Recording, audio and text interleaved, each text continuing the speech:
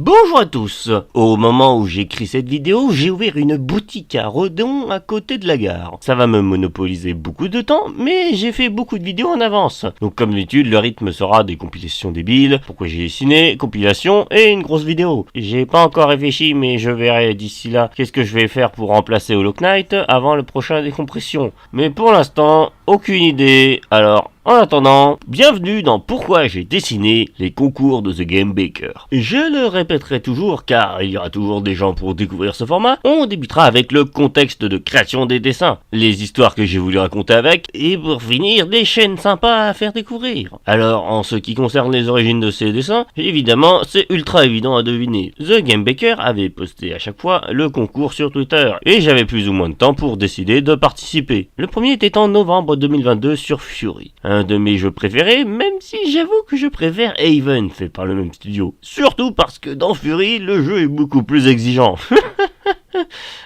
Mais du coup, le thème du concours était « Qu'est-ce qui se passerait si le Rider était ami avec un des gardiens ?» Et évidemment, j'ai pensé direct à la gardienne. Puis je me suis dit que ce serait un peu trop évident ou simple. Du coup, je suis parti dans un gros délire, un crossover entre Haven et Fury. La blague aura été de faire le Rider avec le gardien La Pointe en mode cuistot et tous les deux cuisinant pour tous les personnages dans l'environnement de Haven. Mais c'était tellement l'occasion de montrer mon côté fan de leur jeu que je développerai dans la partie histoire. Là, on va juste raconter la finalité, car visuellement, mon dessin était beaucoup trop hors sujet, comme je l'ai dit. Et ce que je peux comprendre, du coup, j'ai même pas été mentionné dans les sélections. Cependant, le studio m'a symboliquement offert une édition physique de Fury. Et ça, c'est beau, car je suis très attaché au format physique. J'aimerais dire que le concours suivant a été fait dans les mêmes conditions, mais ça se voit que ça a été vite fait, hein. Car le 14 février 2023, c'était en pleine période de recherche d'emploi ou de local pour ouvrir ma boutique, donc j'avais pas beaucoup de temps. Le thème était « J'aime quand il ». Et après vous imaginez la suite. J'avais direct pensé à « J'aime quand il vole ».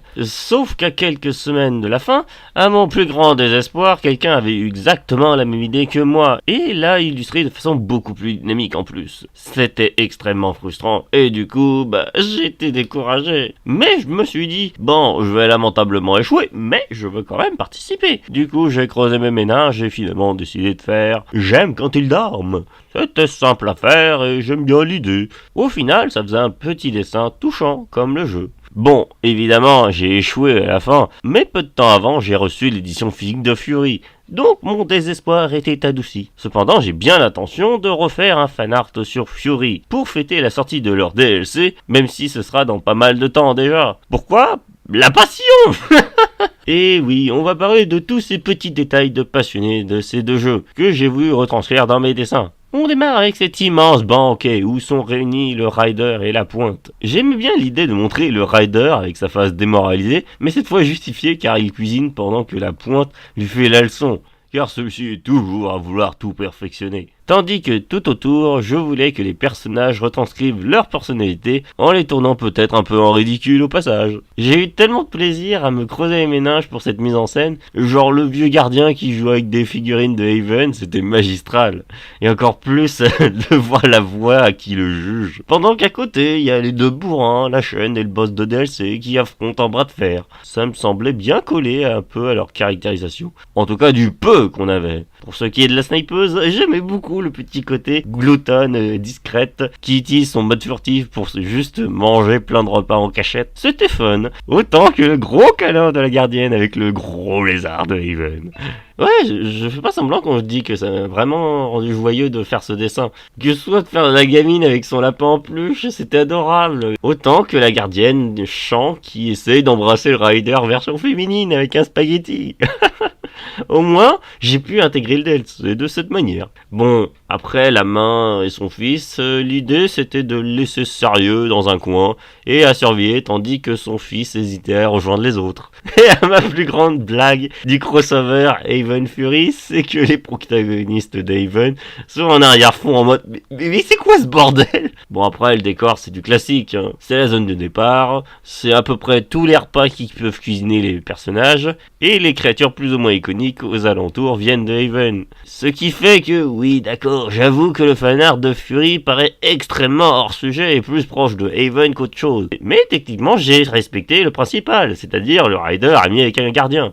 D'ailleurs, quand j'ai demandé à The Game Baker sur Twitter si c'était autorisé un crossover, ça a été autorisé, donc bon bah, même si tant pis, bon, j'ai quand même fier de mon résultat. Contrairement à celui officiellement uniquement sur Haven, j'ai tellement fait ça vite, sérieux.